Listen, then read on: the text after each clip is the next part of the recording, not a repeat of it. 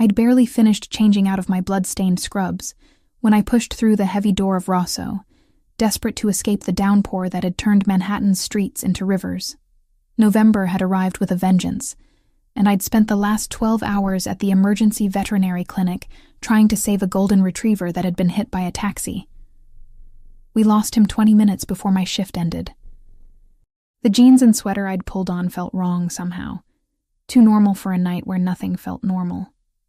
The warmth inside the Italian bar hit me like a wall, steam rising from my soaked burgundy jacket as I stood dripping on the polished hardwood floor. The place was nearly empty, just a handful of people scattered across the leather booths that lined the brick walls. Soft jazz played from speakers I couldn't see, mixing with the low murmur of conversation and the clink of glasses. I made my way to the bar, peeling off my jacket and draping it over the stool beside me. My fingers were still trembling slightly, the adrenaline from the failed surgery refusing to fade. 2 months in this city.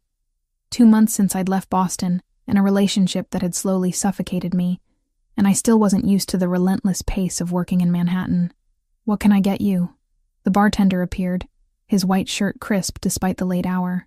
He looked me over with the practiced neutrality of someone who'd seen everything. "Hot chocolate," I said, my voice rougher than I intended. "With a shot of whiskey." He nodded once and disappeared. I pressed my palms against the cool mahogany of the bar, trying to ground myself. The golden retriever's owner had been a little girl, maybe 7 years old. The way she'd screamed when I came out to deliver the news would haunt me for weeks.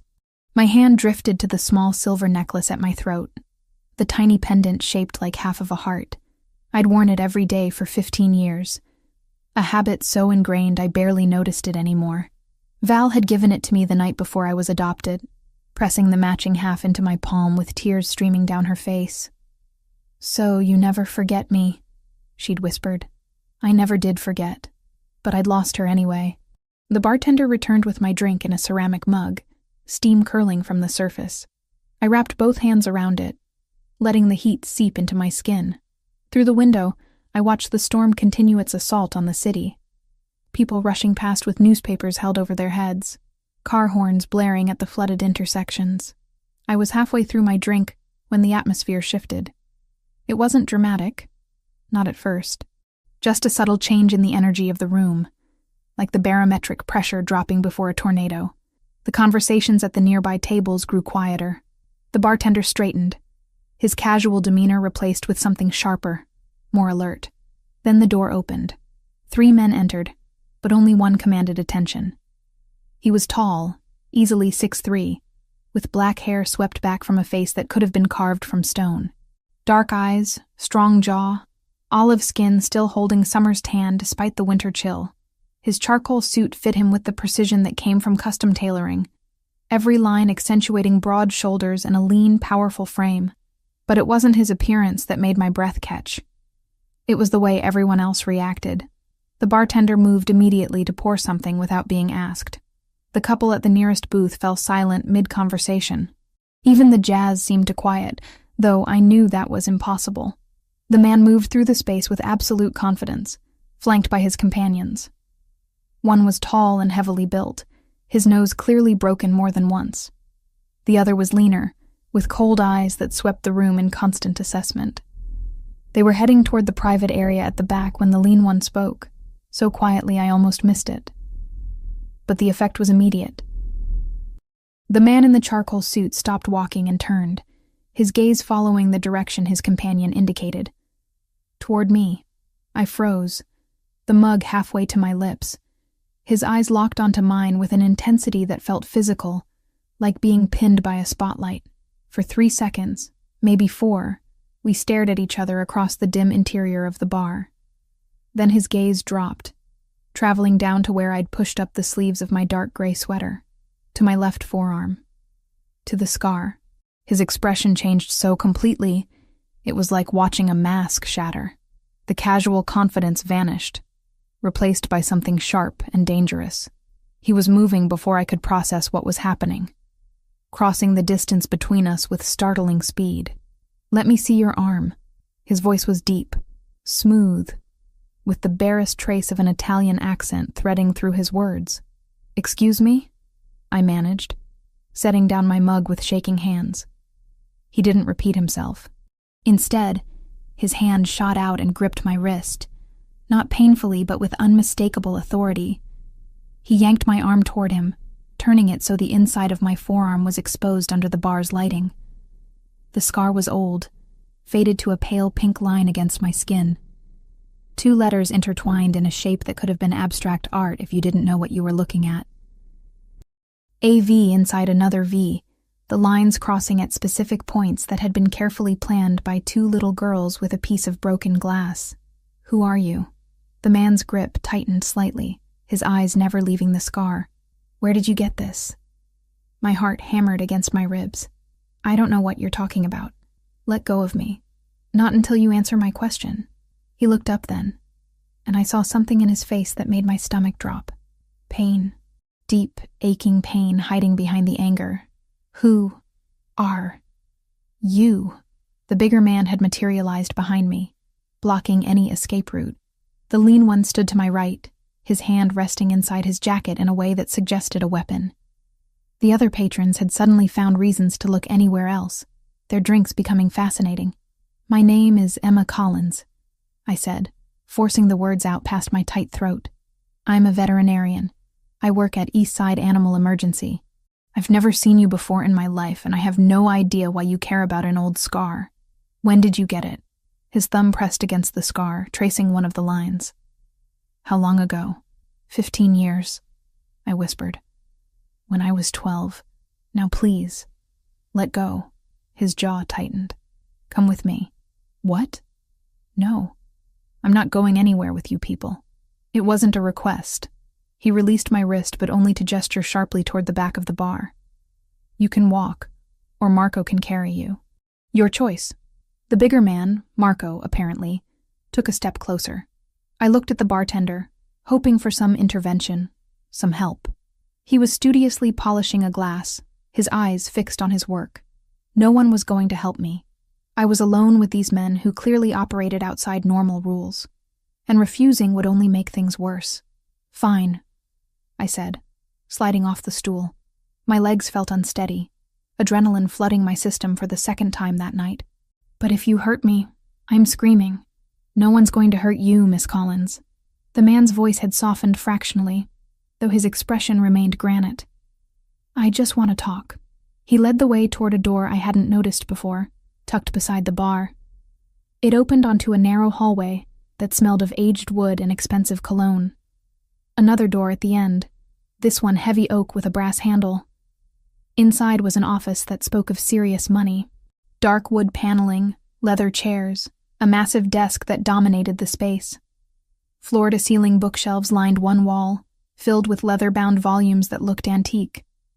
A single lamp cast golden light across the desk's surface. The man gestured to one of the chairs facing the desk. Sit. I sat. Marco took up position by the door while the lean man disappeared back into the bar. The man in the charcoal suit moved behind the desk, opening a drawer. When he pulled out the photograph, my world tilted.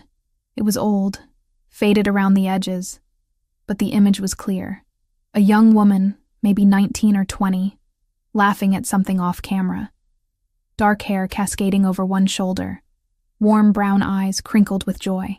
And there, on her left forearm, clearly visible as she reached toward whoever held the camera, was a scar identical to mine. No, I breathed, my hand flying to my mouth. No, that's not possible. You recognize her. Another statement, not a question. I couldn't speak. My throat had closed completely, tears burning behind my eyes, because I did recognize her.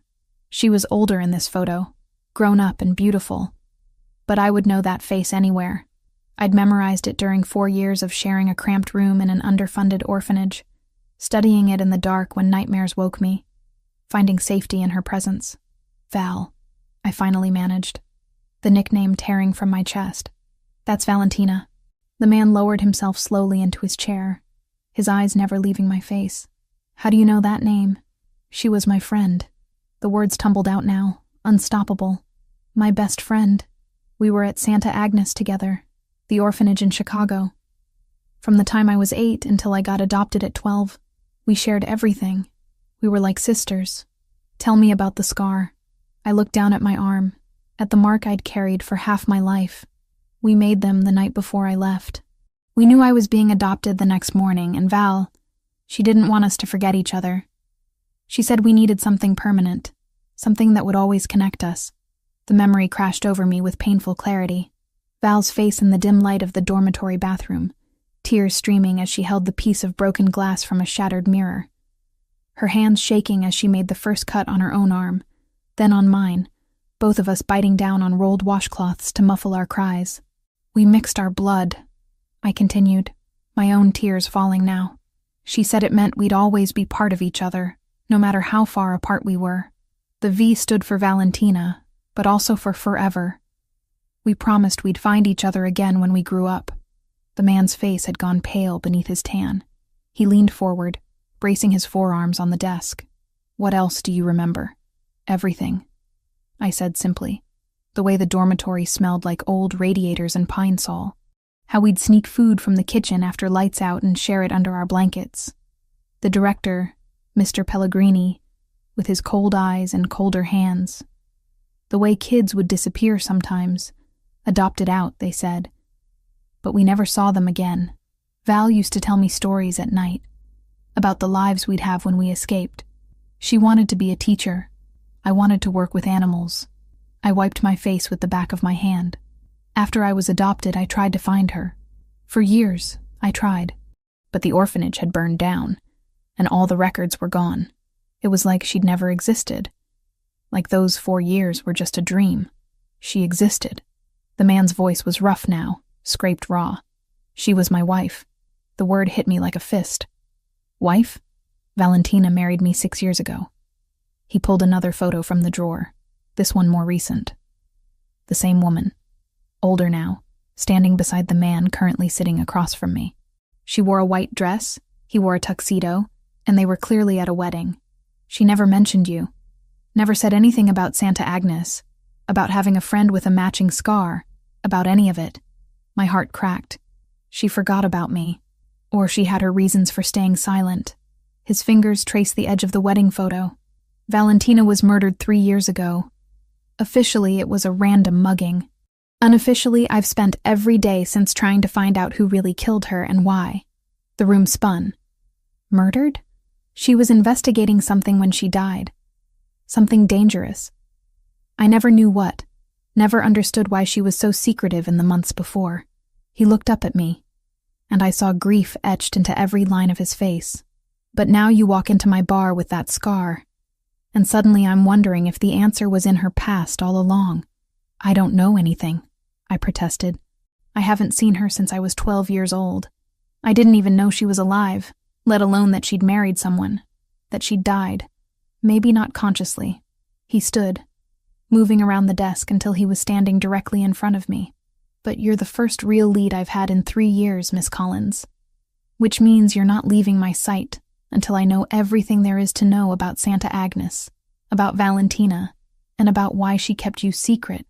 You can't just keep me here. I own this bar. I own the building it's in. I own half of this neighborhood. His voice was soft, almost gentle, but utterly inflexible. My name is Lucas Ravellini, and in this city, that name means something.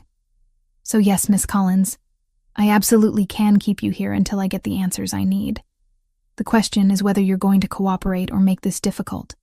I stood to face him, anger cutting through my fear and grief. Val was my friend. If someone killed her, I want to know who and why just as much as you do. So don't threaten me like I'm your enemy. For a long moment, we stood there, locked in a silent battle of wills. Then something shifted in his expression, a fractional softening around his eyes. You're right, he said finally. I apologize. This has been unexpected. For both of us. I touched the necklace at my throat again, drawing strength from it. What do you need from me? Everything you remember. Every detail about the orphanage, about Valentina, about what happened there. He returned to his chair, pulling out a legal pad and pen. And then we're going to figure out why my wife died, and make sure whoever's responsible pays for it. I sat back down, my wet clothes leaving damp patches on the leather. Outside, the storm continued to rage. But inside this office, a different kind of storm was beginning. One that had been brewing for 15 years, waiting for two old friends' paths to cross again, even if one of them was already dead. The apartment Lucas Ravellini provided wasn't a prison cell, but it might as well have been. Located on the 14th floor of a building I'd never noticed despite working blocks away, it had floor-to-ceiling windows overlooking the East River, hardwood floors that gleamed under recessed lighting, and furniture that screamed money in quiet, understated tones. A king bed dominated the bedroom, its white linens so crisp they looked almost hostile. The kitchen was stocked with food I hadn't chosen, the bathroom filled with toiletries still in their packaging. What it didn't have was freedom. I'd been here for 3 days, and Marco the bodyguard stood outside my door like a statue made of muscle and silence. When I tried to leave that first morning, he'd simply stepped in front of me, his expression apologetic but immovable. "Mr. Ravellini's orders, Miss Collins. You stay here until he's verified your story." So I stayed. What choice did I have? Call the police and tell them what, exactly? That a powerful man was keeping me in a luxury apartment while investigating his wife's murder. They'd laugh me out of the station, assuming they even believed me. Lucas Ravellini clearly had reach in this city, connections that went deeper than I wanted to contemplate. My phone was my only link to the outside world, and I'd used it constantly those first 2 days. Called my supervisor at the clinic, fabricated a story about a family emergency in Boston. She'd been understanding, told me to take the time I needed. The relief in her voice suggested she thought I needed mental health days after losing the golden retriever, and I didn't correct her assumption. I also scrolled through every search result I could find about Valentina Ravellini. The articles from 3 years ago were sparse but consistent. Wife of prominent businessman Lucas Ravellini found dead in apparent mugging. Tragedy strikes Manhattan power couple. Police seek witnesses in fatal robbery. The photos showed her at charity events, always elegant in designer clothes, her dark hair styled perfectly, her smile warm but somehow distant. I studied each image obsessively, trying to reconcile this polished woman with the scared little girl who'd shared my narrow bed during thunderstorms, who'd stolen extra bread from the kitchen to make sure I ate. She'd lived an entire life I knew nothing about. Married a man who clearly adored her, if the grief carved into his features was any indication. Moved through a world of wealth and privilege, so far removed from Santa Agnes, it might as well have been another planet. And apparently, she'd never mentioned me once. That hurt worse than I wanted to admit. On the afternoon of the 3rd day, Lucas arrived with 2 other men I didn't recognize. They wore dark suits and carried leather briefcases, their expressions professionally neutral. Lawyers, I guessed, or investigators. They set up in the apartment's dining area, spreading documents across the glass table. Lucas gestured me over without greeting. "I need you to verify some information." I sat, my jaw tight. "Good afternoon to you too." His eyes flicked to mine briefly. "I apologize." "Good afternoon, Miss Collins. Now please verify this information." The first document was my adoption record, somehow obtained despite privacy laws. I scanned it, recognizing my younger self's signature at the bottom, the careful loops I'd practiced for weeks before signing. Thomas and Patricia Collins, approved adoptive parents. Date of adoption, March 15th, the year I turned 12. "That's accurate," I said. "Tell me about them." "The Collins family." I leaned back in the chair, crossing my arms. They seemed nice at first. Patricia baked cookies. Thomas coached Little League. They had a house in Brookline with a backyard and a dog named Chester. They wanted a daughter to complete their perfect family picture. What went wrong? The question landed like a punch. I'd spent years in therapy dissecting exactly what went wrong, understanding that it wasn't my fault, that I'd been a traumatized kid with behavioral issues stemming from institutionalization. Understanding didn't make it hurt less. "I had nightmares," I said quietly. Screaming nightmares that woke the whole house. I hoarded food in my room because I was terrified there wouldn't be enough. I couldn't stand being touched without warning, which made Patricia cry because she wanted to be an affectionate mother. I got into fights at school when kids made fun of my secondhand clothes. Lucas's expression hadn't changed, but something in his posture had softened fractionally. After 2 years, they sat me down and explained very calmly that they'd made a mistake. that they weren't equipped to handle a child with my level of need, that it would be better for everyone if I returned to state care. I picked at a loose thread on my sleeve. They were probably right. I was miserable there, trying to be someone I wasn't. But it still felt like being thrown away twice. One of the investigators made a note. Lucas didn't move. Where did you go after? Back into the system. Foster homes, mostly. Some were okay, some were terrible.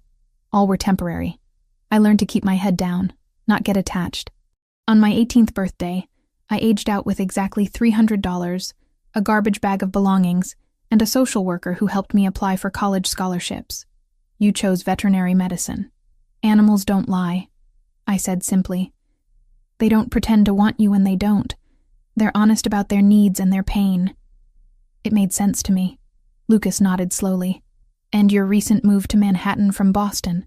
My shoulders tensed. That's not relevant to Valentina. Everything about you is relevant until I determine otherwise. The arrogance in his tone sparked my anger back to life. I left because my ex-boyfriend was suffocating me. He wanted to know where I was every minute, who I talked to, what I spent money on. He never hit me, if that's what you're asking. But he didn't have to. The control was violence enough. Something dark crossed Lucas's face. His name? Why?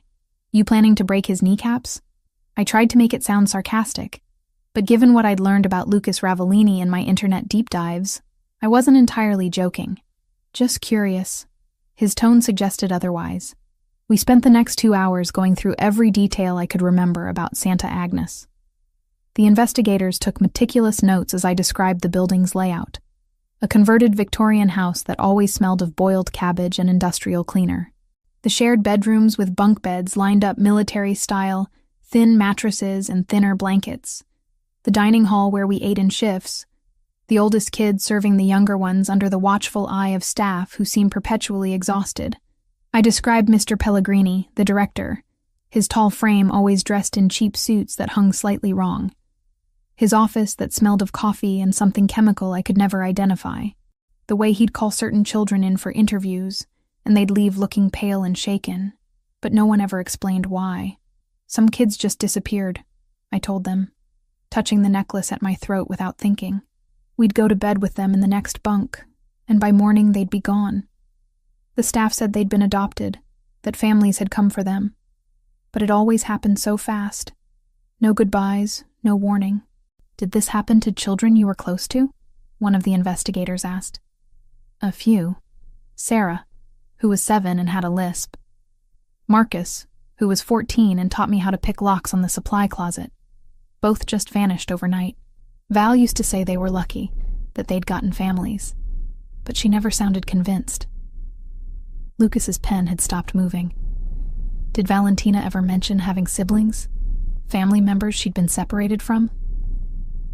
I shook my head. She said she didn't remember anything before the orphanage. She was placed there at 3 years old, she thought, but wasn't sure. The memories were too fuzzy. Did she ever seem like she was looking for someone? Trying to find out about her past? Not that I knew of. She was more focused on the future. She wanted to be a teacher, work with little kids. She was good at it too, always helping the younger children with their homework, reading to them before bed. My throat tightened. She would have been amazing at it. The room fell silent, except for the scratch of pens on paper. Through the windows, Manhattan's evening lights were beginning to bloom. The city transforming into something magical, despite all its grit and darkness. Finally, Lucas stood. Thank you for your cooperation, Miss Collins. The information you've provided has been helpful. So I can leave now? You can return to your apartment and your job, but you'll have protection. Protection or surveillance? Both. He gestured to one of the investigators. This is Joseph. He'll be your primary escort, along with a rotating team. They'll accompany you to work, to the grocery store, anywhere you go. I don't need a babysitter. You do if you want to stay alive. Lucas's voice had gone cold again. Valentina died investigating something connected to that orphanage. Now you show up with evidence linking you to her past, to a place she never mentioned existed. Whoever killed her might decide you're a loose end. The implications settled over me like ice water. I'd been so focused on the mystery, on the shock of finding Val again only to learn she was dead. that I hadn't considered I might be in actual danger. I didn't know anything, I protested. I haven't seen her in 15 years. How could I possibly be a threat? You know about Santa Agnes. You remember Pellegrini. You can identify the building, the staff, the other children. Lucas moved to stand directly in front of me. You're a witness to whatever was happening there, even if you don't realize it yet. My hands started shaking. I clasped them together in my lap, refusing to show more weakness than I already had. Then help me remember. Tell me what you know about Valentina's investigation. That's exactly what I intend to do. He pulled out his phone, typing something quickly. Tomorrow I'll show you what she was working on before she died. Tonight, Joseph will take you home to collect whatever you need, then bring you back here. This apartment is secure. Your building isn't. You want me to move in here? Temporarily. Until we know more about the threat level. I looked around the pristine space that felt nothing like home. Then I thought about my tiny studio in Hell's Kitchen. The sketchy neighborhood I'd chosen because it was what I could afford. The building with locks that barely worked, and neighbors I didn't know. Fine, I said finally. But I need to go to work tomorrow. I have patients depending on me. Animals in recovery that need consistent care. Lucas nodded. Joseph will coordinate with your schedule. But Miss Collins, I want to be clear about something. I met his gaze, steeling myself. Until we find out who killed Valentina and why, your life isn't entirely your own. You're connected to this investigation whether you like it or not. The only question is whether you fight me every step of the way, or whether we work together to get answers. I want answers, I said quietly. Val was the closest thing to family I had for 4 years. If someone murdered her, I want them to pay for it. Something shifted in his expression, the hardness cracking just slightly. She would have liked that you're still loyal to her. Even after all this time, did she really never mention me? The question escaped before I could stop it. Not once in 6 years? Lucas was quiet for a long moment. She had nightmares sometimes. She'd wake up calling a name I didn't recognize. Em or Emmy. I always assumed it was someone from her past, but she'd never tell me who. She'd just say it was nothing. Go back to sleep. My vision blurred with sudden tears. Emmy. That's what she'd called me. My full name too formal for a little girl's tongue. The nickname had died when I left the orphanage. No one else ever using it. She'd remembered. Through everything. Through building a new life and marrying a man who clearly loved her. Through becoming someone I wouldn't have recognized on the street. She'd remembered. Why wouldn't she tell you about me? I whispered. I don't know. Lucas's voice had gentled. But I intend to find out. Joseph stepped forward, his expression professional but not unkind. Miss Collins, whenever you're ready, we can go collect your things. I nodded, not trusting myself to speak. As I gathered the few items I'd brought to this gilded cage, my mind spun with questions that had no answers. Valentina had kept me secret, locked away in whatever box she'd built around her past. But she'd also dreamed about me, called my name in her sleep. Whatever had happened to her, whatever she'd been investigating, it was connected to the 4 years we'd spent as sisters in everything but blood. And now I was stepping into the shadow she'd left behind, following a trail 3 years cold, with a grieving husband as my only guide. The only question was whether I'd find justice at the end of it, or just another way to lose someone I'd loved. Lucas picked me up from the clinic 4 days after our initial interrogation session. I'd just finished stitching up a tabby cat who'd gotten into a fight with something much larger. My hands still steady despite the exhaustion creeping through my bones. Joseph had been my shadow the entire shift, positioned near the waiting room with his back to the wall and eyes on every entrance. When Lucas walked through the clinic doors, several of my coworkers stopped what they were doing. He had that effect on people, commanding attention without saying a word. Today he wore dark jeans and a black sweater under a leather jacket. Less formal than the suits, but somehow more dangerous. We need to talk, he said without preamble. There's something I want to show you. I peeled off my latex gloves and tossed them in the biohazard bin. Can it wait until after my shift? No. Dr. Martinez, my supervisor, appeared from the back office. Emma, if you need to go, it's fine. We're covered for the rest of the day. The way she looked at Lucas, with a mixture of wariness and respect, Told me she'd figured out he wasn't just some boyfriend picking me up from work. Small mercies that she didn't ask questions. The car waiting outside was different from the sleek sedan that usually transported me.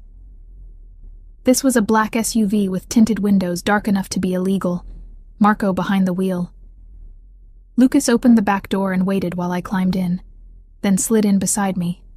We drove in silence through Manhattan traffic, heading south toward the industrial areas near the waterfront. The neighborhoods grew rougher, luxury high-rises giving way to converted warehouses and aging brick buildings. Finally, Marco pulled into an alley beside a structure that looked abandoned, its windows covered with sheets of plywood, graffiti tagging every available surface. "Where are we?" I asked as Lucas helped me out of the SUV. "Somewhere private." He led me to a side entrance, punching a code into a keypad that looked far too new for the building's exterior. The door clicked open, revealing a stairwell that had been recently renovated, fluorescent lights humming overhead. We climbed 2 flights to a heavy steel door. Lucas unlocked it with a key from his pocket, then gestured me inside. I wasn't prepared for what I saw. The space was massive, probably spanning the entire floor of the warehouse, but it was the walls that made me stop breathing.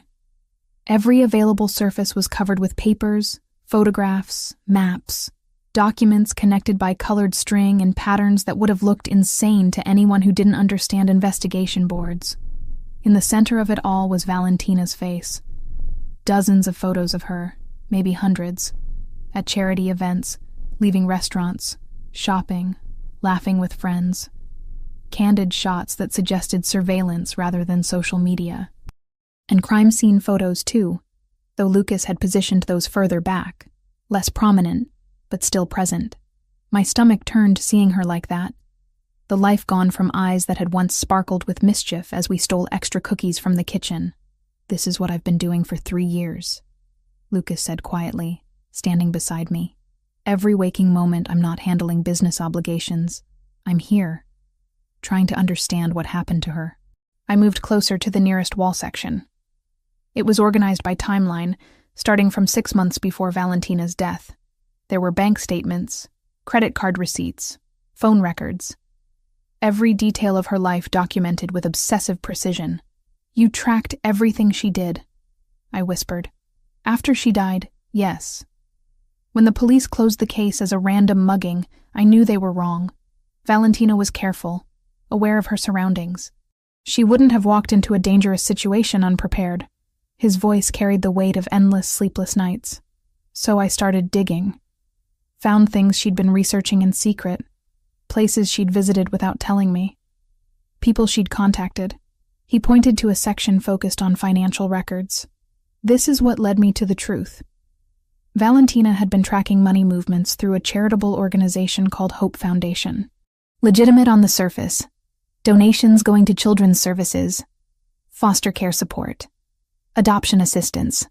But the numbers didn't add up. I studied the documents, seeing highlighted sections, handwritten notes in margins. How so?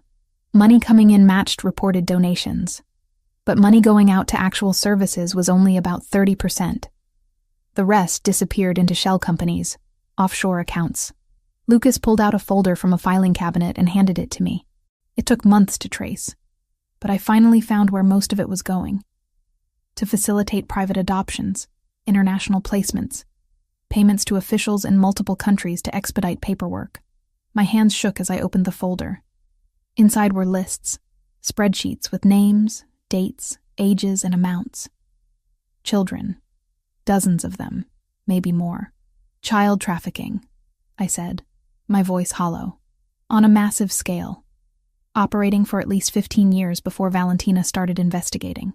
Lucas moved to another section of the wall. "And the organization running Hope Foundation? They also operated several orphanages and group homes, including this one." He tapped a document, and I saw the name that made my blood run cold. Santa Agnes Home for Children, Chicago, Illinois. Operated 1995-2008. "They closed it down a year after you left," Lucas said. "Claimed financial difficulties, sold the property, scattered the remaining children to other facilities. Very thorough in destroying records. There was a fire in the administrative office that wiped out most documentation. That's convenient. Too convenient, which is why Valentina became convinced the fire was deliberately set to cover evidence. He handed me another folder, this one thicker. These are the documents she managed to recover. Copies of adoption papers, payment records, staff schedules, and this. The photograph showed a group of adults standing in front of Santa Agnes. I recognized the building immediately. The Victorian architecture that had seemed grand to child me, but looked shabby in the photo. There were maybe 10 people in the picture, dressed formally like it was some kind of official event. And there, third from the left, was the man from my nightmares. Mr. Pellegrini looked younger in the photo, his hair darker, his frame not quite as heavy. But those eyes were the same. Cold, calculating, assessing everything like merchandise to be evaluated. That's him, I breathed. That's the director. Anthony Pellegrini, currently a successful businessman in New Jersey, runs several commercial real estate ventures. Sits on the board of 3 charities, including one that, surprise, facilitates international adoptions. Lucas's voice had gone hard. He's made millions in legitimate businesses. But I believe those businesses were built on money from selling children. I couldn't look away from the photograph. Val figured this out? She was getting close. I found emails she'd exchanged with a journalist discussing an exposé. Meeting notes with a lawyer about how to approach authorities with the evidence. She was preparing to blow the whole operation apart. He pulled out another document. This one a death certificate. 2 weeks before she was supposed to meet with the FBI, she was killed. The certificate listed cause of death as blunt force trauma, multiple stab wounds. Time of death, 11:47 p.m. Location, alley behind a restaurant in the meatpacking district.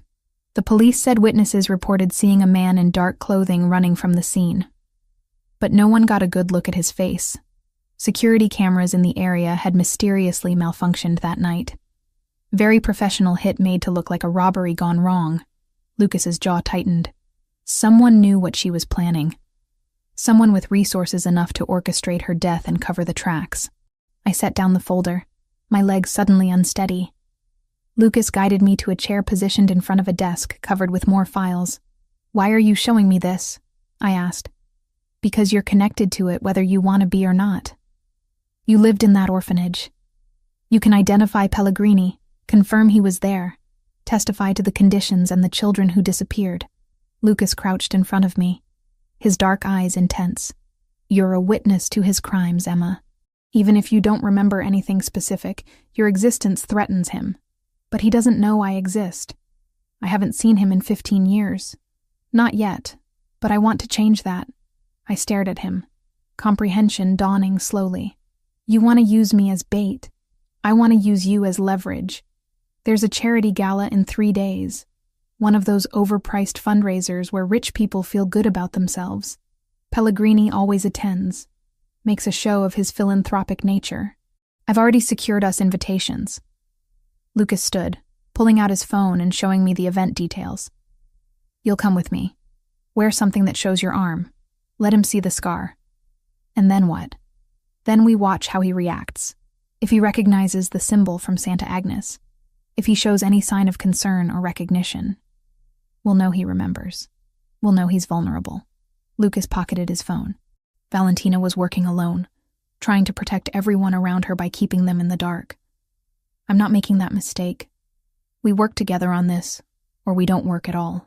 I thought about Val, how she'd kept this investigation secret even from the man she married, how she'd carried this burden alone until it killed her. The anger that had been simmering since I learned of her death flared hotter. "I'll do it," I said, "but I want to be clear about something. I'm not doing this just for you or for justice in the abstract. I'm doing it for Val, for the little girl who gave me half her heart and made me promise never to forget her. And for every kid who disappeared from that place while we were too scared to ask questions." Something like respect flickered across Lucas's face. Fair enough. The next 3 days passed in a blur of preparation. Lucas had a dress delivered to the apartment, emerald green silk that draped elegantly and left my arms completely bare. When I tried it on, the scar stood out clearly against my skin, impossible to miss under proper lighting. The night of the gala, Marco drove us to a hotel ballroom in Midtown. Crystal chandeliers cast golden light across tables draped in white linen, flower arrangements that probably cost more than my monthly rent positioned as centerpieces. Women wore designer gowns, men wore tuxedos, and everyone carried themselves with the casual confidence of people who'd never worried about money. Lucas looked devastating in a black tuxedo, his dark hair perfectly styled, his hand warm at the small of my back as he guided me through the crowd. We drew attention, people's eyes following us with curiosity. I heard whispers, caught fragments of conversation. Is that Ravellini? I thought he stopped coming to these things after his wife died. Who's the woman? I've never seen her before. Gorgeous dress. Valentino, you think? I kept my head high, focusing on the role Lucas had coached me to play. Confident, elegant, comfortable in this world, even though I felt like an imposter. My fingers found the small necklace at my throat. Val's pendant hidden beneath the dress. A talisman for courage. It took 20 minutes before I spotted Pellegrini. He stood near the bar, talking to a group of men in expensive suits. He'd aged considerably since the photograph, his hair completely gray now, his frame carrying more weight. But the eyes were the same, and when I saw them, my childhood fear came rushing back so strongly I almost stumbled. Lucas steadied me immediately. That's him? Yes, I managed. Then let's get his attention. We circulated through the room, Lucas introducing me to various people whose names I immediately forgot. He positioned us strategically, moving gradually closer to where Pellegrini held court. Finally, we were close enough that I could hear the man's voice, smooth and cultured, discussing something about commercial development. Then Lucas maneuvered us directly into Pellegrini's line of sight. I raised my champagne glass to my lips, the movement deliberate, my left arm fully extended with the scar exposed. I saw the exact moment Pellegrini's gaze landed on it. His face went completely still. The champagne in his own glass sloshed slightly as his hand trembled. He said something to his companions, excusing himself mid-conversation, and started walking toward us. My heart hammered against my ribs. Lucas's hand found the small of my back again, grounding me. "Excuse me," Pellegrini said, his voice carrying that false warmth I remembered too well. "I'm sorry to interrupt, but have we met before? You look extraordinarily familiar." I turned to face him fully, letting him see my face clearly under the chandelier light. "I don't believe so. I'm Emma Collins." "Emma Collins," he repeated slowly, his eyes never leaving my scar. "That name doesn't ring a bell, but I could swear I know you from somewhere. Have you done any work in children's services? Charity organizations, perhaps?" "Not professionally, though I did spend time in the foster system as a child." I kept my voice light, casual. "Chicago area mostly. Place called Santa Agnes. Maybe you've heard of it?" The effect was instantaneous. What little color remained in his face drained completely. His champagne glass nearly slipped from his fingers before he recovered, that professional mask sliding back into place. "Santa Agnes?" "Yes, I believe that was a group home that closed some years back. Unfortunate situation." He forced a smile that looked more like a grimace. "Well, it was lovely meeting you, Miss Collins. If you'll excuse me, I just remembered I have an urgent call to make." He turned and walked away with controlled speed, not quite running, but close. Lucas watched him go with predatory interest. "That was more than recognition," he murmured in my ear. "That was fear." Within minutes, Pellegrini had left the gala entirely. Lucas made a subtle gesture, and I saw Joseph slip out after him, along with another man I recognized from Lucas's security team.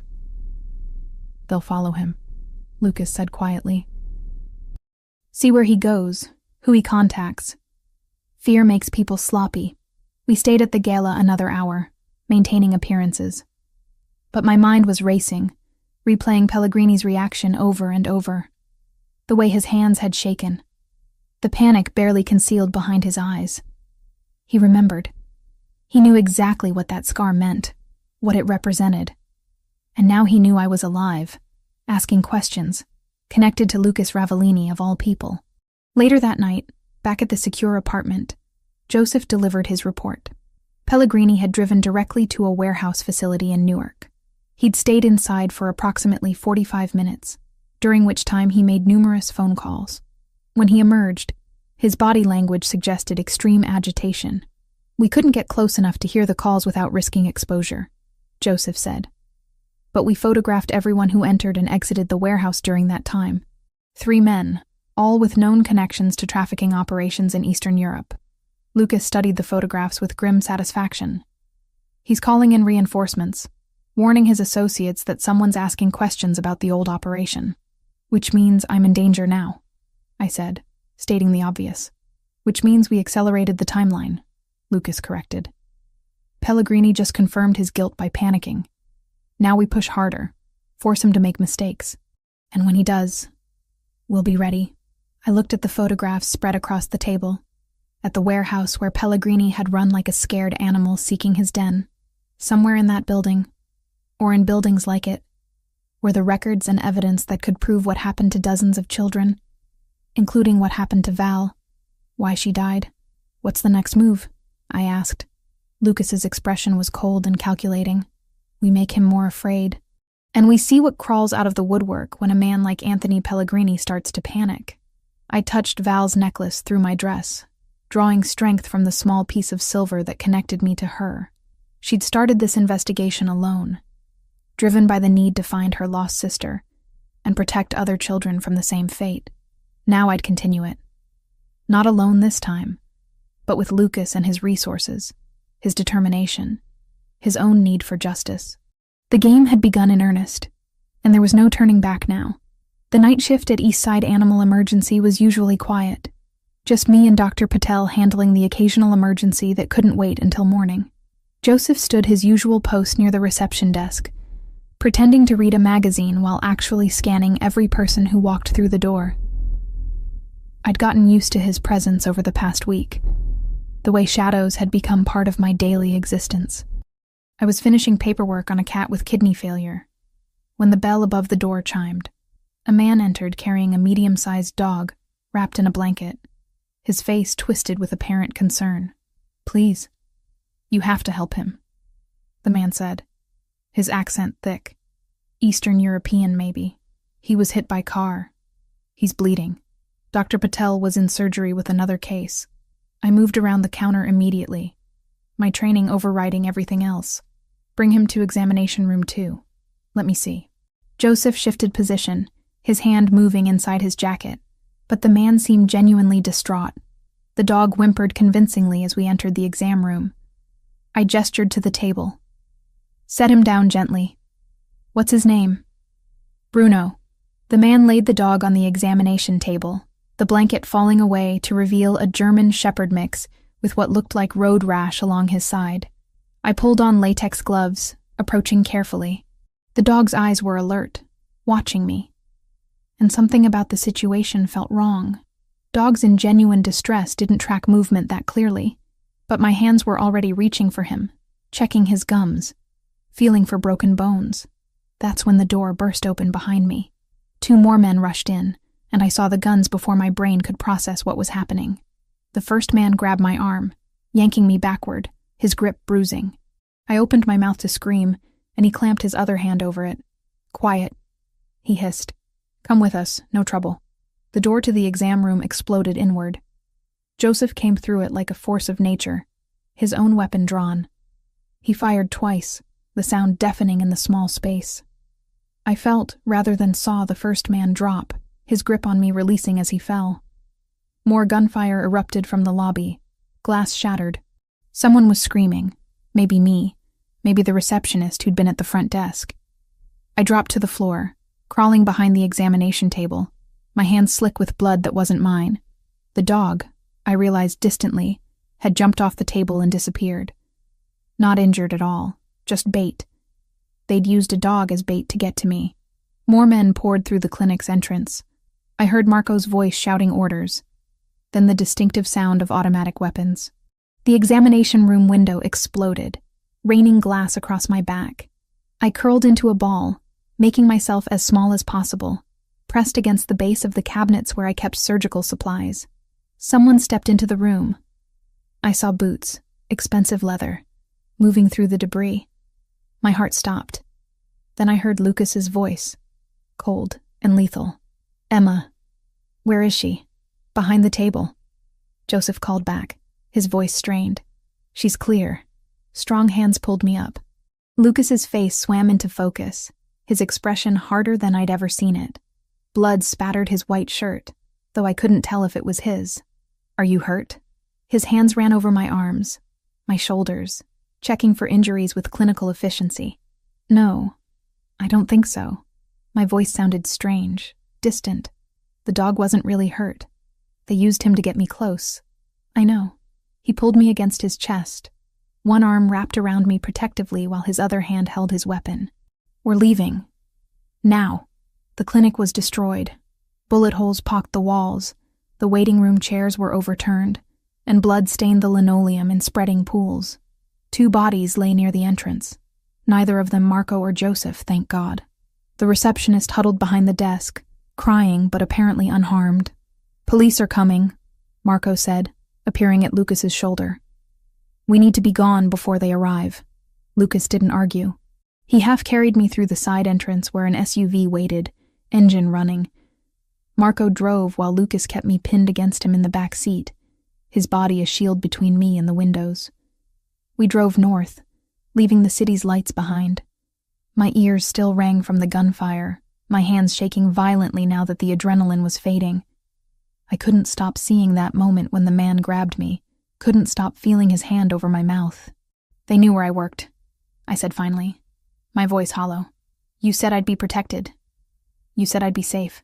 I was wrong. Lucas's jaw was tight, a muscle jumping beneath his skin. They moved faster than I anticipated. I'm sorry. Sorry? The word came out sharp, anger cutting through the fear. You used me as bait. You dangled me in front of Pellegrini like I was nothing, and now people are dead. That clinic, those animals, Dr. Patel was in surgery when this happened. He's fine. Marco confirmed it before we left. That's not the point. I shoved away from him, pressing myself against the opposite door. The point is, you knew this would happen. You knew showing me to Pellegrini would put a target on my back, and you did it anyway. Yes. He didn't try to deny it, didn't offer excuses. I gambled with your safety because I needed to confirm he recognized you, that he saw you as a threat. I was right, but I underestimated how quickly he'd move to eliminate that threat. So what now? How many more times do I almost die before you get your revenge? This isn't about revenge. For the first time since I'd met him, Lucas's control cracked. This is about justice for a woman who died trying to protect children from monsters. This is about making sure the people who killed her can't hurt anyone else. And yes, I used you. I won't apologize for that, but I won't let them take you the way they took her. The vehemence in his voice startled me into silence. We drove for another hour, the city giving way to suburbs, then to rural darkness punctuated by occasional farmhouses. Finally, Marco turned down a private road marked only by a small stone pillar. The house appeared gradually through the trees, a sprawling structure of wood and stone that looked more like a lodge than a residence. Security lights illuminated the driveway, and I saw at least 3 other men positioned around the property perimeter. Lucas helped me out of the SUV, his hand gentle now where it had been commanding before. You'll be safe here. I own the property through several shell companies. No one outside my inner circle knows it exists. Inside, the house was warm and surprisingly comfortable. Wood beam ceilings soared overhead, a stone fireplace dominated one wall, and leather furniture was arranged to take advantage of the floor-to-ceiling windows overlooking a dark lake. Under different circumstances, it would have been beautiful. There are bedrooms upstairs, Lucas said. Choose whichever you like. You'll find clothes in the closets, all sizes. Bathroom is stocked. Kitchen is fully supplied. Another gilded cage. I moved to the windows, staring out at my reflection. Behind me, Lucas stood with his hands in his pockets, blood still staining his shirt. I failed her. The words came out quietly, almost too soft to hear. Valentina. She was investigating something dangerous, and I was too focused on business to notice. Too confident that my reputation would protect her. When she died, when I found her in that alley, I swore I'd never fail like that again. I turned to face him. His mask had completely dropped, leaving only raw pain visible in his features. Every day for 3 years, I've lived with the knowledge that I could have saved her if I'd just paid attention. If I'd asked the right questions, noticed her withdrawing, pushed past her deflections. She died alone, Emma. Died protecting me from whatever she'd discovered. And I let it happen. My anger drained away, replaced by something more complicated. You couldn't have known. I should have. He moved to the fireplace, bracing his hands against the mantel. I knew Pellegrini would see you as a threat. I knew he'd act. I thought I had more time. Thought I could control the situation better. I gambled with your life because I'm obsessed with not failing again. And I almost got you killed anyway. I crossed the room slowly, standing a few feet away from him. You saved my life tonight. Your people were there. If Joseph hadn't come through that door when he did, if I hadn't put you in that position at all, you wouldn't have needed saving. Val was investigating Pellegrini before she ever met you, I said. This started long before you were in the picture. You didn't fail her, Lucas. The system failed her. The people who should have protected those children failed them. Pellegrini and everyone who enabled him failed. You're just the one who loved her enough to keep fighting after she was gone. He looked at me then, really looked, and I saw the depth of his grief laid bare. I don't know how to do this any other way. Don't know how to stop. Then don't stop, but stop blaming yourself for things you couldn't control. We stood there in the silence of the lodge, two people bound together by a dead woman's memory and a shared need for justice. Outside, the lake reflected starlight, peaceful and oblivious to the violence we'd left behind in the city. Over the following days, a strange domesticity developed. Lucas worked from the lodge, taking calls in the study, coordinating his various business interests remotely. I discovered horses in the stable behind the house, 3 of them, clearly well cared for. No one stopped me when I started visiting them, spending hours brushing their coats, cleaning their stalls, finding solace in the simple, honest work. Lucas watched me sometimes. I'd look up from grooming one of the horses and see him standing at the window of his study, his expression unreadable. When I came back inside, he'd be on a phone call or reviewing documents. But the coffee waiting for me was always exactly how I liked it. Conversations happened in fragments. Over breakfast, I told him about veterinary school, how I'd worked 3 jobs to afford it even with scholarships. How the first time I successfully performed surgery on a dog hit by a car, I'd cried for an hour afterward, overwhelmed by the responsibility of holding life in my hands. He told me about meeting Valentina at a business dinner, how she'd been seated beside him by her father, an associate looking to strengthen ties. How she'd spent the entire meal asking him questions about legitimate aspects of his businesses, pointedly ignoring the unspoken understanding of what else he controlled. She wasn't impressed by power, Lucas said, his fingers tracing patterns on his coffee cup. She wanted to know what I actually did with it, whether I used it to help people or just to acquire more power. I'd never been asked that before. Most people either fear me or want something from me. She just wanted to understand me. When did you know you loved her? 3 months later. She'd started working as a teacher's aide at an elementary school in the Bronx. Rough neighborhood, kids with difficult lives. She invited me to come see the classroom she'd set up with her own money, bought books and supplies because the school couldn't afford them. I watched her with those kids. How gentle she was, how patient, and I knew I'd never let her go. But it was arranged initially. Her father suggested we meet. We both knew what that meant. But what we built was real, Emma. Every day of those 6 years was real. The investigation continued around us. Lucas received constant updates from his people. Pellegrini had gone to ground after the failed attack on the clinic, his usual haunts abandoned, his phones disconnected. But he couldn't disappear completely, not someone with his business interests and public profile. On the 4th night, Lucas called me into his study. Documents covered every surface, his laptop showing what looked like banking records.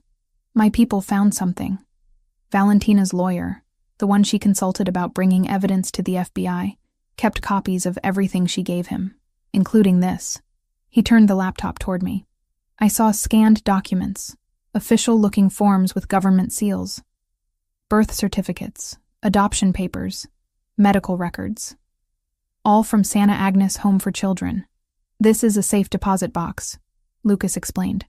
Valentina rented it under a false name 2 months before she died. The lawyer had a key, held in escrow to be delivered to law enforcement if anything happened to her. But he never came forward after her death. Why not? He died. Car accident, 6 weeks after Valentina. Officially ruled an accident, but the timing is suspicious. Lucas pulled up another file. His firm kept the box rental information in their files. It took my people this long to find it and get access to the bank records. What's in the box? I don't know yet, but according to the rental agreement, Valentina designated one person besides herself who could access it. He pulled up a document, and I saw my name. Emma Collins, pre-authorized accessor, biometric data on file as of March 2020. That's a year before she died, I whispered. She registered me a year before, which means she knew she might die. Was planning for that possibility, and she wanted you to be able to access whatever she'd hidden. Lucas closed the laptop. The bank is in Connecticut, about 2 hours from here. We can go tomorrow if you're ready. I thought about Val, my scared little friend who'd grown into a woman brave enough to investigate a human trafficking ring, who'd kept me secret to protect me, but had also made sure I could access her evidence if the worst happened. She'd never forgotten me. Not really. She'd just loved me enough to keep me far away from the danger she was walking into. I'm ready, I said. That night, I couldn't sleep. I stood at the window of the bedroom I'd claimed, watching the lake shimmer under moonlight. Tomorrow, I'd learn what Val had been hiding, what she'd deemed important enough to die protecting. And somehow, I'd have to find the strength to continue what she'd started. The drive to Connecticut took longer than expected. Morning traffic clogged the highways leading out of the city, giving me too much time to think about what we might find in Valentina's safe deposit box. Lucas sat beside me in the back seat, working on his laptop, but I caught him glancing at me more than once. The tension between us had shifted over the past week at the lodge. It wasn't just the shared purpose anymore, the mutual need for justice.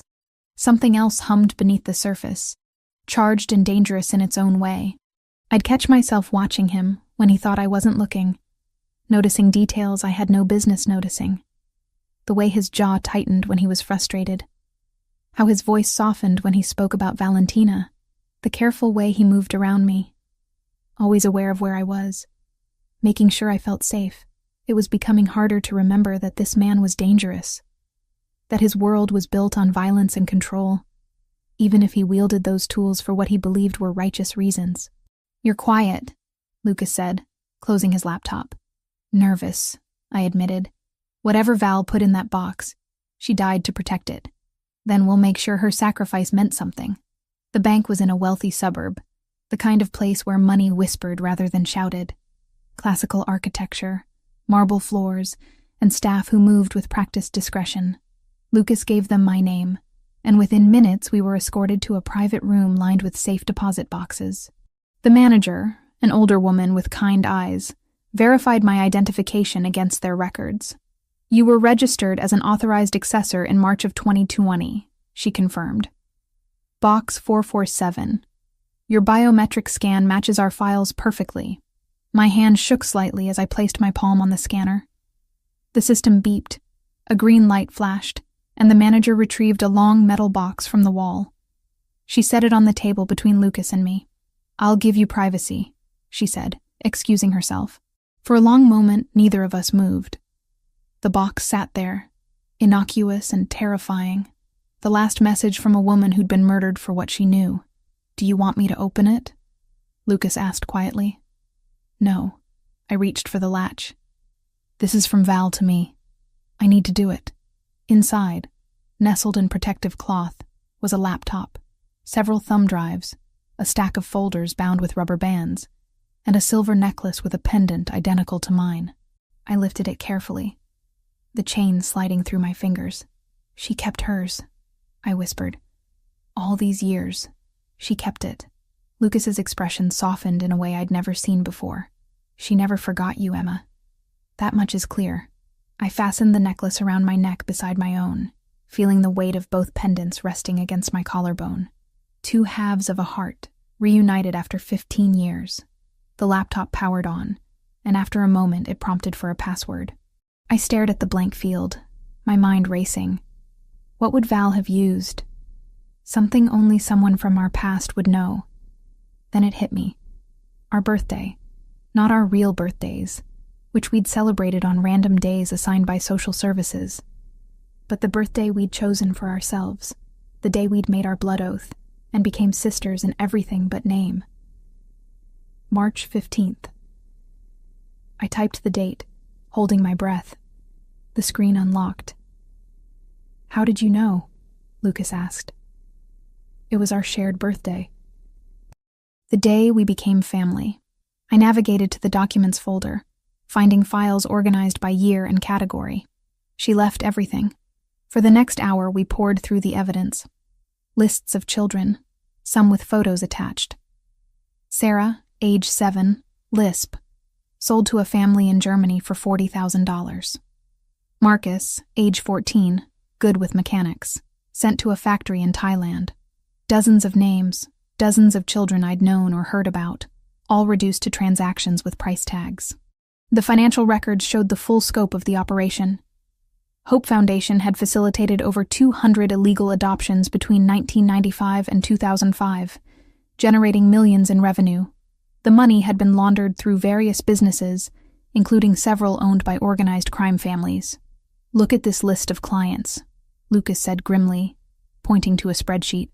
3 judges, a state senator, 2 FBI agents, and at least 5 major crime figures, including members of the Albanian organization that's been trying to move into my territory for years. They all used Pellegrini's services, either for themselves or as a way to launder money. Child trafficking is lucrative, and it's harder to trace than drugs or weapons. His face had gone hard. This is why Valentina died. Too many powerful people with too much to lose. I clicked on a folder labeled Personal, Sophia. Inside were video files, dated from the last few months of Valentina's life. I opened the first one. Val's face filled the screen. Older than in my memories, but unmistakably her. Same dark eyes, same determined expression. "My name is Valentina Ravellini," she said to the camera. "If you're watching this, I'm probably dead. Emma, if it's you, I'm sorry. Sorry I never reached out. Sorry I kept you in the dark. But I needed you safe. And the only way to do that was to keep you far away from this investigation." Tears blurred my vision. Lucas's hand found mine under the table, his grip warm and steady. "I discovered something 6 months ago," Val continued on screen. "Records showing that I had a younger sister. Her name was Sophia. She was 3 years old when Child Services separated us. I don't remember her at all, but the documents don't lie. She was placed in Santa Agnes with me for 2 weeks. Then she disappeared from the system completely." She paused, wiping her own eyes. I traced her through Pellegrini's records. She was sold like merchandise to a family named Dubois in Lyon, France. She was 5 years old. They paid $50,000 for her. My God, I breathed. I've been trying to find her, to see if she's okay, if she knows what happened to her. But every step I take toward the truth makes this network more nervous. Lucas doesn't know about any of this. I can't tell him because his world is too connected to these people. If he tried to help, it would start a war. On screen, Val leaned closer to the camera. "Emma, if you're watching this, I need you to do something for me. Find Sophia. Use these records. Use Lucas's resources if he's helping you. And find my sister. Tell her I never stopped looking. Tell her I loved her even though I didn't remember her." The video ended. I sat frozen, overwhelmed by the weight of Val's final request. "We'll find her," Lucas said quietly.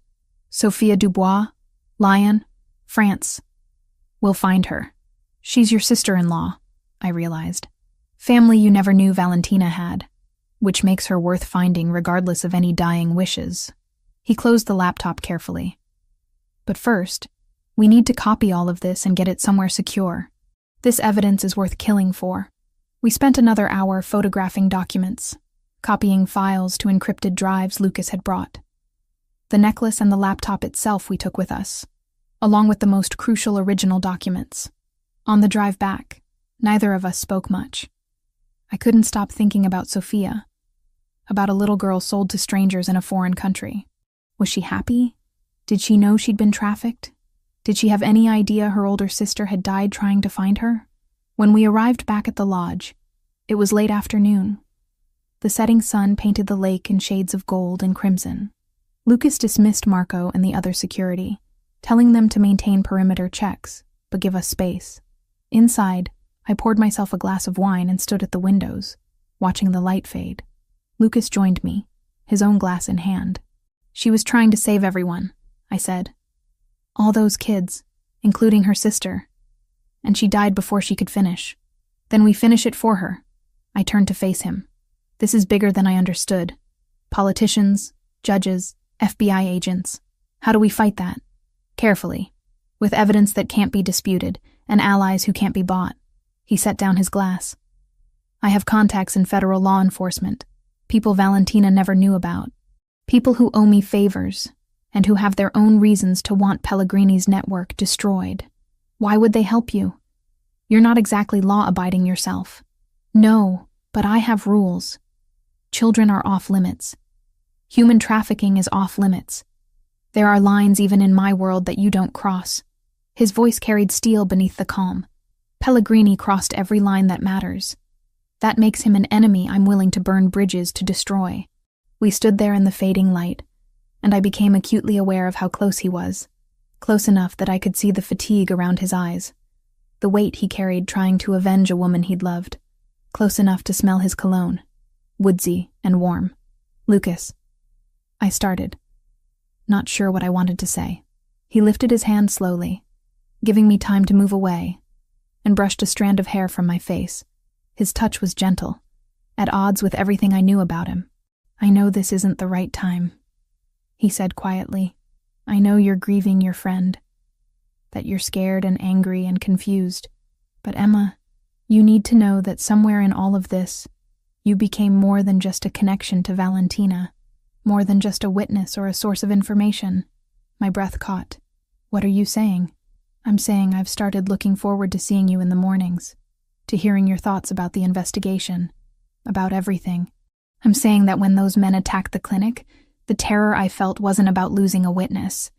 It was about losing you specifically. This is a terrible idea," I whispered, even as I swayed closer to him. "Your world, my world, they don't fit together." "I know." His other hand came up to frame my face. "Tell me to stop." I should have. Every rational part of my brain screamed that getting involved with Lucas Ravellini was the worst decision I could possibly make. He was dangerous, damaged, obsessed with avenging a dead wife. I was vulnerable, isolated, bound to him by circumstances beyond my control. But I didn't tell him to stop. Instead, I closed the distance between us and kissed him. His response was immediate, but controlled. His mouth moving against mine with a hunger tempered by care, one arm wrapped around my waist, pulling me against him, while his other hand tangled in my hair. I gripped his shirt, anchoring myself as the kiss deepened, becoming something desperate and needy. When we finally broke apart, both breathing hard, reality crashed back. "I can't," I gasped, stepping away. "I can't do this. Not now, not with everything so complicated. Emma, you're grieving Valentina. I'm grieving her too, and I'm scared, and I don't trust my own judgment right now." My hands shook as I pushed them through my hair. "If we do this, if we cross that line, there's no going back. And I need to know I'm making that choice clearly, not because I'm traumatized or lonely or caught up in the intensity of the situation." Lucas's jaw worked, but he nodded. "You're right. I'm sorry. That was selfish of me. It wasn't just you," I admitted. "I wanted it too. But wanting something doesn't make it right." I retreated to my bedroom, closing the door and leaning against it. My lips still tingled from the kiss. My body still hummed with awareness. But my mind knew the truth. Getting involved with Lucas meant accepting his world. All of it. The violence, the danger, the moral compromises. It meant choosing a path that had no clear destination. And I wasn't ready to make that choice. Not yet. Not until I understood what I was really choosing. The days after retrieving the evidence from Connecticut blurred together. I barely slept, spending every waking hour reviewing Valentina's files, searching for any scrap of information about Sophia. Lucas gave me space, working from the study while I commandeered the dining table, spreading documents across every available surface. The adoption records were buried deep in the files, hidden within a folder labeled Personal Research. I found them on the third day, my eyes burning from hours of reading. The paperwork showed a transaction dated August 1998. Sophia Marino, age 5, transferred to the custody of Jean-Claude and Marie Dubois of Lyon, France. $50,000, paid in 3 installments to Hope Foundation, with Anthony Pellegrini's signature on every document. Val had highlighted sections, made notes in the margins. Dubois family legitimate? Check background. Sophia would be 32 now. Lion address, still current. My sister had been so close to finding her. If she'd lived just a few more months, she might have succeeded. Lucas found me crying over the documents that evening. He didn't say anything. Just sat beside me and waited until I could speak. "We need to find her," I said, my voice raw. "Sophia, we need to finish what Val started. That could be dangerous. Expanding the investigation internationally brings complications. I don't care." I turned to face him, gripping his arm. "Val died trying to find her sister. The least we can do is complete her mission. Don't you want to meet your sister-in-law? Don't you want to know if she's okay?" Something shifted in his expression. "You're right. I'll make some calls." Within hours, Lucas had mobilized contacts across Europe. His reach extended further than I'd imagined, connecting with people in France who could track down a 32-year-old woman with minimal information. It should have disturbed me how easily he commanded such resources. Instead, I felt grateful. While his investigators worked, the tension between us grew unbearable. We moved around each other carefully, maintaining physical distance while the air crackled with unspoken words. I'd catch him watching me from across a room, his expression unguarded for just a moment before he looked away. At night, I lay awake knowing he was one floor below, probably also unable to sleep. I was falling for him. The realization hit me during breakfast on the 5th day, watching him read through reports while absently pushing eggs around his plate. He'd barely eaten since we found the evidence, consumed by the same obsession that had driven Val. But unlike Val, he wasn't alone. He had me, whether he fully acknowledged it or not. The problem was admitting I was falling meant accepting everything that came with Lucas Ravellini. His world, his choices, his past and future. I'd spent years building walls around myself, protecting against the pain of abandonment and rejection. Letting him in meant demolishing those walls completely. A week after we'd started the search, Lucas's investigator called with results. We sat together in his study while he put the call on speaker. "Found her," the woman's accented voice announced. "Sophia Dubois, 32 years old, currently residing in Paris. She's an elementary school teacher at Saint-Michel Primary School in the 15th District. Never married, lives alone in a small apartment near the school. Background on the adoptive family?" Lucas asked. "Jean-Claude Dubois died in 2015 heart attack. Marie Dubois still alive, living in a care facility in Lyon with advanced Alzheimer's. They were legitimate professionals, no criminal record. By all accounts, they treated Sophia well. She visits her mother monthly." Relief washed through me. At least Val's sister had ended up in a loving home, despite the horrific circumstances of her adoption. "Does she know?" I asked. "About how she was adopted?" "Unknown. Her birth records list the Dubois as her biological parents. If she suspects anything, she's never pursued it officially." After the call ended, I turned to Lucas. "I need to go to Paris. I need to tell her in person. Emma, this isn't negotiable. Val left me that message specifically asking me to find Sophia and tell her the truth. I'm not doing that over a phone call or through an intermediary." I stood, pacing the study. "She deserves to know she had a sister who loved her, who died trying to find her." Lucas studied me for a long moment. "Then I'm coming with you. For security." "Fine." 2 days later, we landed in Paris. The city spread beneath us as we descended. Beautiful and ancient and completely overwhelming. I'd never been to Europe, never traveled much beyond the East Coast. Now I was about to shatter a woman's entire understanding of her own history. Lucas had arranged everything with his typical efficiency. A car waited at the airport, a hotel suite overlooking the Seine, contacts who confirmed Sophia's schedule and habits. She spent Saturday mornings at a cafe near her apartment, grading papers and reading. That's where I found her. The cafe was tucked into a quiet street in the 15th district, small tables spilling onto the sidewalk despite the November chill. I spotted Sophia immediately. She sat near the window, dark hair pulled into a casual bun, wearing a cream-colored sweater and jeans. Her face was partially obscured by the laptop in front of her, but when she looked up to take a sip of coffee, I saw Val in her features. The same warm brown eyes, the same shape to her mouth. My sister's sister. Lucas waited across the street, giving me space but close enough to intervene if needed. I approached her table slowly, my heart hammering. "Excuse me," I started carefully. "Are you Sophia Dubois?" She looked up, surprised. "Yes? Do I know you?" "No, but I need to talk to you about something important. May I sit?" Wariness crossed her face, but she gestured to the empty chair. "All right." I sat, placing the folder I'd brought on the table between us.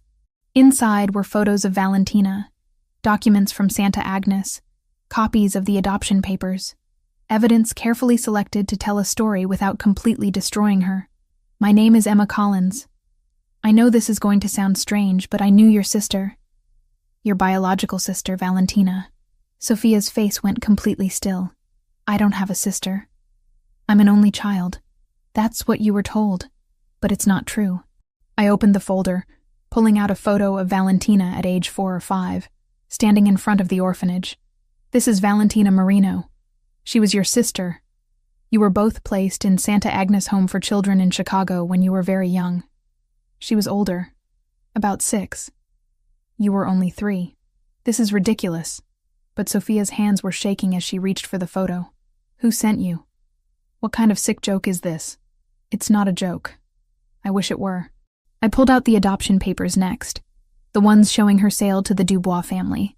"You were separated when you were 5. Your adoptive parents paid $50,000 through an organization that was trafficking children internationally. They may not have known it was illegal. They may have believed they were going through legitimate channels. But the truth is, you were stolen from your sister and sold." Sophia stood abruptly, her chair scraping against the floor. "You're insane. I need you to leave. Please, just look at this." I pulled out my laptop, the one containing Valentina's videos. "Your sister spent the last months of her life trying to find you. She was murdered 3 years ago because of it. The least you can do is watch what she wanted to say to you." Something in my voice must have convinced her.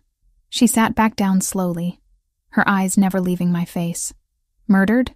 Yes, by the people running the trafficking operation. She got too close to the truth." I turned the laptop toward her and pressed play on the video file labeled, "For Sophia." Val's face filled the screen. Sophia gasped, one hand flying to her mouth. "My name is Valentina Marino," Val said from the recording. "If you're watching this, then you're my sister Sophia, and someone finally found you. I'm so sorry it took so long. I'm so sorry I couldn't find you myself." Tears streamed down Sophia's face as Val continued, describing fragmented memories of a baby sister. A toddler who laughed constantly. A little girl taken away in the middle of the night while Valentina screamed and fought the adults holding her back. "I never forgot you," Val said. "Even when I couldn't remember your face, I knew something was missing. Someone was missing. And when I found the records, when I learned what happened to us both, I promised myself I'd bring you home." The video ended. Sophia sat frozen, tears dripping onto the table. She was married. I continued quietly. "To a man named Lucas Ravellini. She was happy, as far as I know. She became the kind of person who fought for children who couldn't fight for themselves. And she never stopped looking for you. Why didn't she find me?" Sophia's voice broke. "If she was looking, why didn't she find me before she died? Because she ran out of time. Because the people she was investigating killed her before she could finish." I pulled out the letter, the handwritten pages Val had sealed in an envelope marked, "For my sister. She wrote this for you, in case she died before she could meet you." Sophia took the letter with trembling hands. She read silently, her shoulders shaking with sobs. I looked away, giving her privacy with her sister's final words. When she finally finished, she set the letter down carefully, as if it might disintegrate. Did she suffer? When she died? I don't know the details, but it was quick from what I understand. And you? How did you know her? We were friends. As children, in the same orphanage. We lost touch when I was adopted, but we made a promise to never forget each other. I touched the necklace at my throat, both pendants visible. She kept hers. Even after all those years, she kept it. Sophia reached out, her fingers brushing the silver. She really loved me. I can feel it in her words. She did, more than anything. We sat in silence for a long time, the cafe bustling around us while Sophia processed information that had just rearranged her entire life. Finally, she looked up at me with red-rimmed eyes. "Thank you," she whispered, "for finishing what she started, for making sure I knew the truth. She would have wanted you to know, would have wanted you to understand that you were loved, even when you were apart." Sophia gathered the photos, the documents, holding them against her chest like precious treasures. "Will you tell me about her? About what she was like?" So I did. I told her about Val the child, brave and fierce and protective. And Lucas, who'd been watching from across the street, eventually joined us, telling her about Val the woman, brilliant and determined and full of hope. We talked until the cafe closed, sharing stories of a woman who'd connected us all. And when Sophia finally stood to leave, she hugged me tightly. "I have a sister," she said. "I had a sister who loved me. That changes everything." As I watched her walk away, both our contact information saved in her phone, I felt the weight of Val's final request lift from my shoulders. I'd done it. I'd honored her memory, finished her mission, brought her sister the truth she deserved. It wouldn't bring Val back. Nothing would. But it was something. And for now, that had to be good enough. We returned from Paris to find Lucas's operation already in full swing. The lodge had been transformed into a command center, monitors displaying surveillance feeds, maps spread across every surface, men speaking in low voices into headsets. I stood at the edge of it all, feeling like an outsider watching a machine I didn't fully understand. Lucas found me on the back deck, staring at the lake. "We have what we need," he said without preamble. "Valentina's evidence, combined with the contacts I've made, it's finally enough to move." "Move how?" I reached out to an FBI agent, Sarah Mitchell. She's part of a task force investigating child trafficking. Valentina tried to contact her 3 years ago but was killed before they could meet. His jaw tightened. Mitchell confirmed the FBI has been building a case against Pellegrini for years, but never had concrete evidence. Now we do. Over the next 48 hours, I watched Lucas orchestrate something that looked more like a military operation than law enforcement. He coordinated with Agent Mitchell, sharing Valentina's files while keeping his own involvement carefully legal. The FBI couldn't officially work with someone like Lucas, but they could act on anonymous tips and evidence that mysteriously appeared in their possession. The trap was elegant in its simplicity. Lucas's financial people created false transactions suggesting a large sum of money from the old Santa Agnes operation was being moved through accounts in New Jersey. They made sure the information leaked to sources that would reach Pellegrini, making it look like someone was stealing from funds he thought were safely hidden. "He'll have to verify personally," Lucas explained, pointing to a warehouse location on the map. "The amounts we're showing are too large to trust to intermediaries. His paranoia will force him out of hiding. And then what? Then the FBI arrests him with evidence of financial crimes linking him to the trafficking operation. Once they have him in custody, they can build the full case using everything Valentina collected." It sounded reasonable, professional, safe even, until Lucas turned to me with an expression I'd learned to dread. "You're staying here during the operation," he said. "Non-negotiable. Lucas, Emma, this isn't the charity gala. This is an active law enforcement operation with armed criminals. I won't put you in that position." Every instinct screamed to argue, but I saw the fear beneath his command. He'd already lost Valentina to this investigation. The thought of losing me too was written plainly across his face. "All right," I said quietly. "I'll stay here." Relief flooded his features.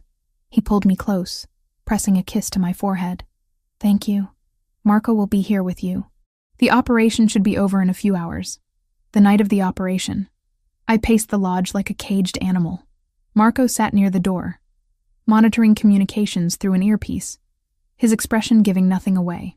I tried reading, tried watching television, tried anything to distract myself from imagining Lucas in danger. Then Marco's posture changed. He pressed his hand to his earpiece, his face going pale. What? I demanded. What's happening? Complications. Pellegrini brought more security than anticipated, including members of the Albanian organization. My blood went cold. Is Lucas okay? They're engaging now. FBI is moving in, but... He stopped, listening to something I couldn't hear. Multiple shots fired. Officer down. No, wait, I didn't hear the rest. I was already moving, grabbing car keys from the hook by the door, running for the SUV parked in the driveway. Miss Collins, stop! Marco called after me, but I was already behind the wheel, the engine roaring to life. My hands shook on the steering wheel as I raced toward Jersey City. The memory of the clinic invasion flooded back, the sound of gunfire, the smell of blood, the terror of being grabbed. But stronger than the fear was the certainty that I couldn't lose Lucas. Not now. Not when I'd finally admitted to myself that I loved him. The warehouse district was chaos when I arrived. Police cars blocked the streets, their lights painting everything in red and blue. Ambulances stood with doors open. I abandoned the SUV and ran toward the commotion, my medical training automatically cataloging the scene. Multiple injured FBI agents providing cover, local police establishing a perimeter.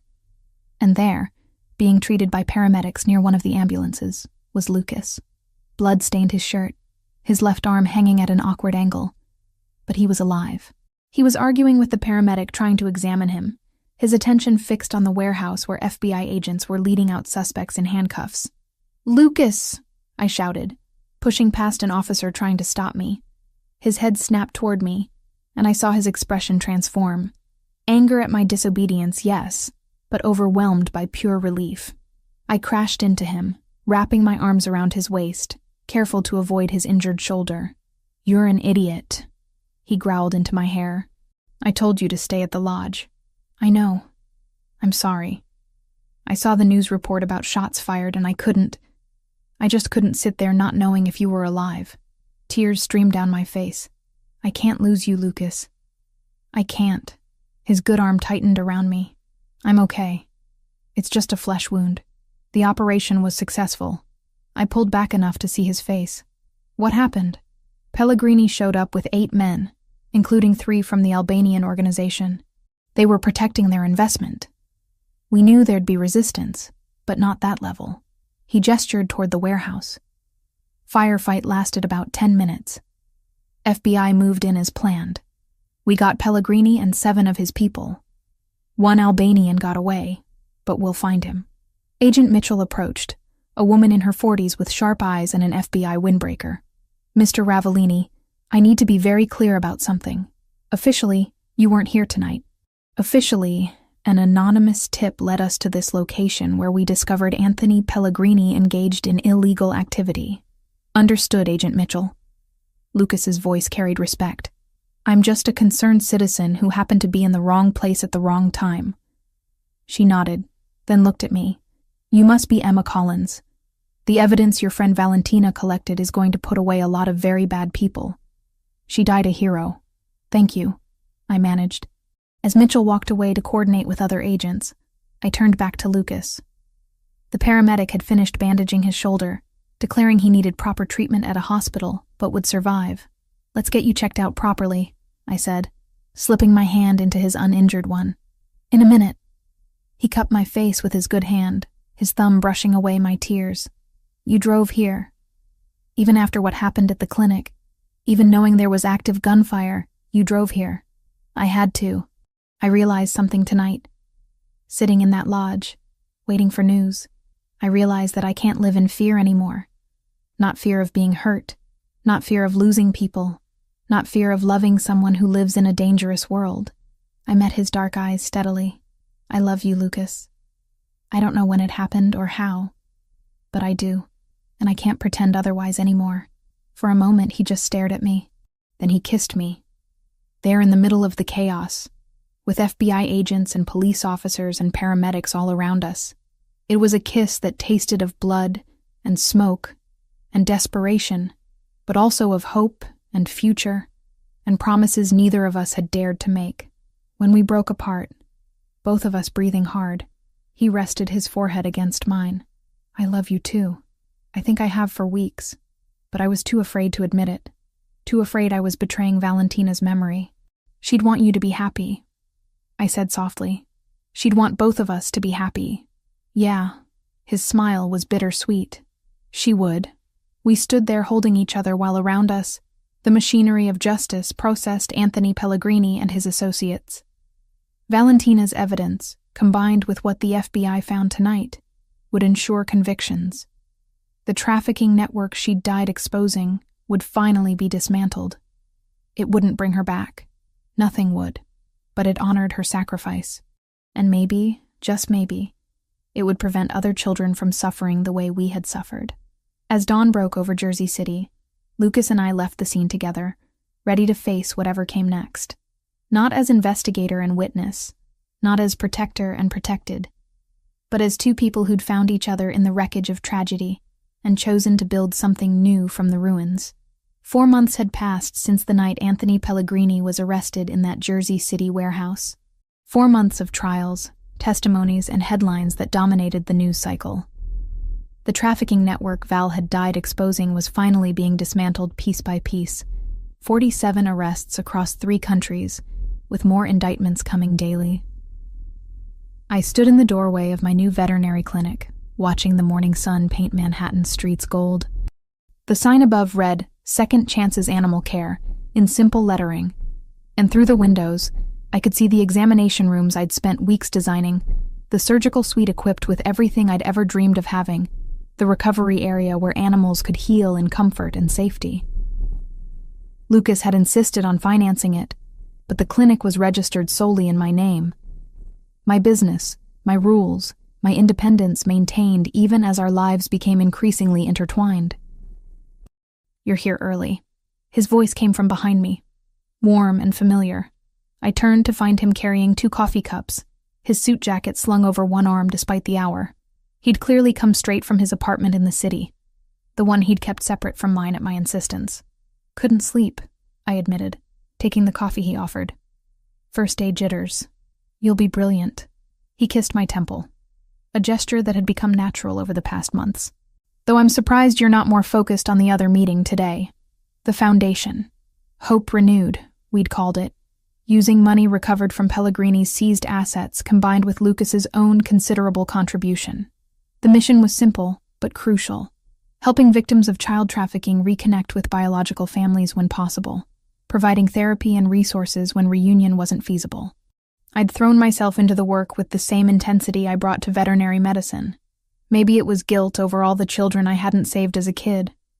Or maybe it was honoring Val's memory. Probably both.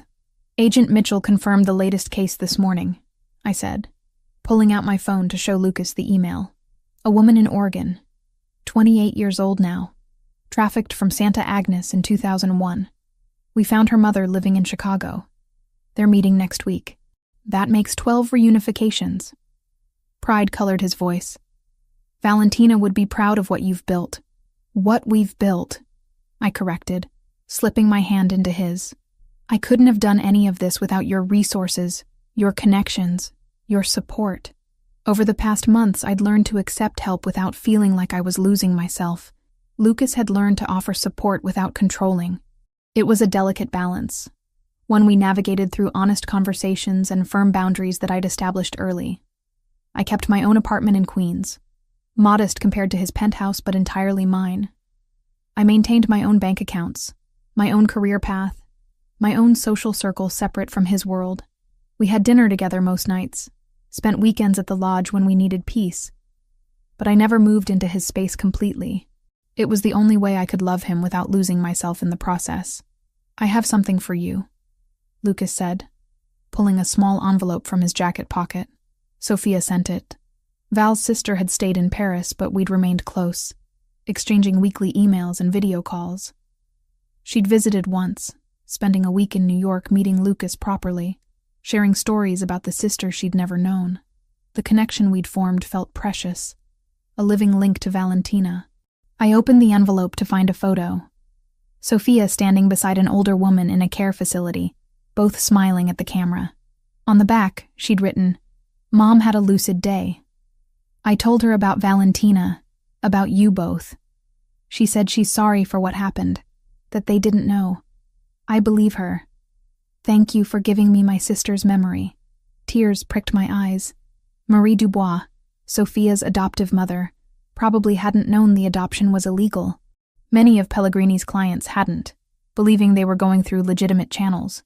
It didn't excuse what happened, but it complicated the narrative in ways that felt important to acknowledge. "She looks happy," Lucas observed, reading over my shoulder. "She is. And she's healing. That's what matters." We stood together in the early morning quiet. Two people who'd found each other through tragedy and chosen to build something meaningful from the wreckage. Lucas had started therapy 2 months ago, finally confronting the guilt and grief he'd carried since Valentina's death. I went with him sometimes, working through my own childhood trauma, my abandonment issues, my fear of losing people I loved. It wasn't easy. Some days the weight of everything felt crushing. But we carried it together, and that made all the difference. "Come on," I said, finishing my coffee. "We have somewhere to be before the clinic opens." Lucas understood immediately. We drove to the cemetery in Queens, the small plot where Valentina was buried beneath a simple headstone. I'd visited once before, right after returning from Paris, but this time felt different. This time, I wasn't coming to report on a mission completed. I was coming to share a life transformed. The morning was cold but clear, autumn leaves carpeting the ground in shades of rust and gold. I knelt beside the grave, placing the white lilies I'd brought, Val's favorite flower that I'd learned about from Lucas's stories. "Hey, Val," I said softly. "It's Emma. I brought Lucas with me this time. We have some things to tell you." Lucas crouched beside me, his hand finding mine. Together, we told her about Sophia, about the reunion that had meant everything, about the foundation helping other children, 12 reunifications with more coming, about the clinic opening today, dedicated to healing creatures who couldn't heal themselves, the way Val had tried to heal broken children. "I hope you're proud," I whispered, touching both pendants at my throat, hers and mine reunited. "I hope wherever you are, you know that your death wasn't meaningless, that what you started we're continuing, that Sophia knows she was loved, even by a sister she never met." Lucas was quiet for a long moment, then spoke directly to the headstone. "I'm sorry I didn't see what you were doing. Sorry I wasn't there when you needed me most. But I promise you, I'll protect Emma the way I failed to protect you, and I'll make sure every child we can save through the foundation knows they matter, the way you believed they mattered." We sat there in the peace of the cemetery, 3 people connected by blood oaths and wedding vows and shared purpose. The morning sun climbed higher, warming the air, and I felt something settle in my chest that had been restless since childhood. Belonging. Not to a place or a person, though I loved both the clinic and Lucas deeply, but belonging to something larger, a purpose that extended beyond myself, helping others the way Val had tried to help, healing wounds both literal and figurative, being part of a cycle of recovery and hope. When we finally stood to leave, Lucas pulled me close, pressing a kiss to my hair. "I love you, Emma Collins. Every stubborn, independent, brilliant part of you. I love you too, Lucas Ravellini. Even the parts of you that scare me sometimes." He laughed, a sound I'd learned to treasure because it was rare and genuine. Fair enough. As we walked back to the car, I took one last look at Valentina's grave. The sun caught the pendants at my throat, making them shine. 2 halves of a heart, carried by 2 women who'd survived impossible childhoods and fought to protect others from the same fate. Val's fight had ended too soon, but mine was just beginning, and I wouldn't face it alone.